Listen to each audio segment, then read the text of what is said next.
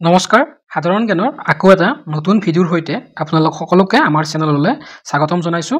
প্ৰথম প্ৰশ্নটোৰ সৈতে আজিৰ ভিডিঅ'টো আৰম্ভ কৰিছো। প্ৰথমটো প্ৰশ্ন, দূৰদৰ্শনত সম্প্ৰচাৰিত প্ৰথম অসমীয়া ছবিখনৰ নাম কি? উত্তৰ হৈছে বৃষ্টি। অসমৰ উচ্চ ন্যায়ালয় কিমান চনত স্থাপন কৰা হৈছিল? উত্তৰ হৈছে অসমৰ উচ্চ ন্যায়ালয় স্থাপন কৰা হৈছিল 1948 চনত।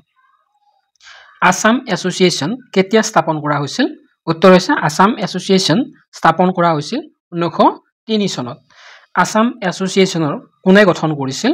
উত্তৰ আসাম এছ'চিয়েশ্যন গঠন কৰিছিল মানিক চন্দ্ৰ বৰুৱাই। তাৰে পিছৰ প্ৰশ্ন, কোচ বংশৰ শ্ৰেষ্ঠ ৰজাজনৰ নাম কি আছিল? উত্তৰ হৈছে কোচ বংশৰ শ্ৰেষ্ঠ ৰজাজনৰ নাম হৈছে নৰনাৰায়ণ। স্বৰ্গদেউ ৰুদ্ৰসিংহৰ পূৰ্বৰ নাম কি আছিল? উত্তৰ স্বৰ্গদেউ ৰুদ্ৰসিংহৰ পূৰ্বৰ নাম আছিল লাই কোঁৱৰ। পথৰুঘাটৰ ৰণ কোন চনত সংঘটিত হৈছিল? উত্তৰ পথৰুঘাটৰ ৰণ সংঘটিত হৈছিল 1894 চনৰ 28 জানুৱাৰী তাৰিখে। ভাষা আন্দোলনৰ প্ৰথম শ্বহীদ কোন আছিল? উত্তৰ হৈছে ভাষা আন্দোলনত শ্বহীদ হোৱা প্ৰথম ব্যক্তিগৰাকীৰ নাম হৈছে ৰঞ্জিত বৰপূজাৰী। প্ৰথম অসমীয়া মহিলা আলোচনীখনৰ নাম কি? উত্তৰ হৈছে প্ৰথম অসমীয়া মহিলা আলোচনীখনৰ নাম হৈছে ঘৰ জেউতী। অসম চুক্তি স্বাক্ষৰ কৰা সময়ত ভাৰতৰ প্ৰধানমন্ত্ৰী কোন আছিল? উত্তৰ তেতিয়া ভাৰতৰ প্ৰধানমন্ত্ৰী আছিল ৰাজীৱ গান্ধী। কেতিয়াৰ পৰা অইল ইণ্ডিয়া ৰেডিঅ'ৰ অসমত কাম আৰম্ভ হৈছিল?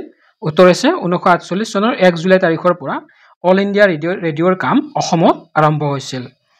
প্ৰথম অসমীয়া ৰাজ্যপালগৰাকীৰ নাম কি আছিল? উত্তৰ হৈছে প্ৰথম অসমীয়া ৰাজ্যপালগৰাকীৰ নাম হৈছে বিষ্ণুৰাম মেধি। প্ৰথম অসমীয়া ৰাষ্ট্ৰপতি হোৱা ব্যক্তিগৰাকী কোন আছিল? উত্তৰ হৈছে প্ৰথম অসমীয়া ৰাষ্ট্ৰপতি হোৱা ব্যক্তিগৰাকী হৈছে ফখৰুদ্দিন আলি আহমেদ। অসমৰ প্ৰথম মহিলা মুখ্যমন্ত্ৰীগৰাকীৰ নাম কি? অসমৰ প্ৰথম আৰু বৰ্তমানলৈ একমাত্ৰ মহিলা মুখ্যমন্ত্ৰীগৰাকীৰ নাম হৈছে ছৈয়দা আনোৱাৰা তাইমুৰ। প্ৰথম অসমীয়া বুৰঞ্জীবিদগৰাকী কোন আছিল? উত্তৰ হৈছে প্ৰথম অসমীয়া বুৰঞ্জীবিদগৰাকী হৈছে হলিৰাম ফুকন। তাৰে পিছৰ প্ৰশ্ন, অসমৰ প্ৰথম ৰাজ্যপাল কোন আছিল?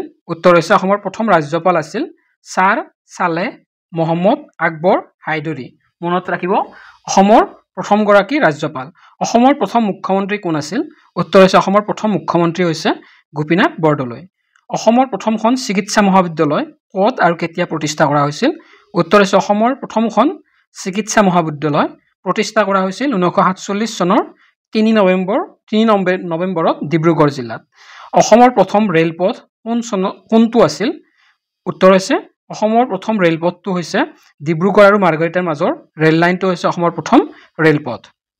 তাৰে পিছৰ প্ৰশ্ন, ভূপেন হাজৰিকাই কোন চনত পদ্মশ্ৰী বঁটা লাভ কৰিছিল? উত্তৰ ভূপেন হাজৰিকাই পদ্মশ্ৰী বঁটা লাভ কৰিছিল 1977 চনত। তাম্ৰধ্বজ নাৰায়ণ কোনটো বংশৰ ৰজা আছিল?